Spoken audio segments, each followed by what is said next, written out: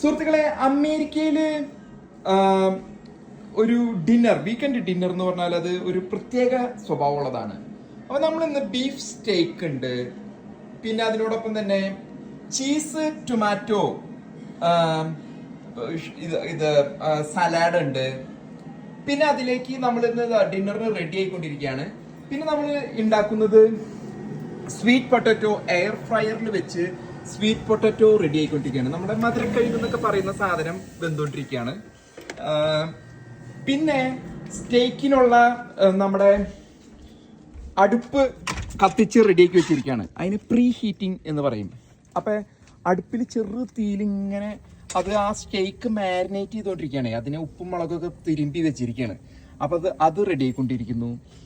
ഇന്ന് outdoor dining ആണ്. നല്ല കാലാവസ്ഥയാണ്, മഞ്ഞുകാലമൊക്കെ കഴിഞ്ഞ് നല്ല കാലാവസ്ഥയാണ് ഇവിടെയുള്ളത്.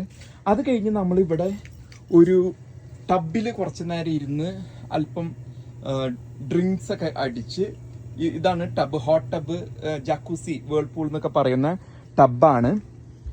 അതിനോടൊപ്പം തന്നെ നമ്മൾ ഇന്ന് ചെയ്യുന്ന ഇവൻറ്റ്സ് എന്ന് പറഞ്ഞാൽ നല്ല ഈ സുന്ദരമായൊരു രാത്രിയാണ് ഇന്ന് നമ്മളൊപ്പം. ഇത് മാർഗരീറ്റ, അത് അമേരിക്കൻ ജീവിതത്തിൻ്റെ ഒരു ഭാഗമാണ്. മാർഗരീറ്റ, ബ്ലൂ അഗാവ കൊണ്ട് ഉണ്ടാക്കിയ മാർഗരീറ്റ ഉണ്ട്. ഇതൊക്കെയാണ് ഇന്നത്തെ സംഭവങ്ങൾ.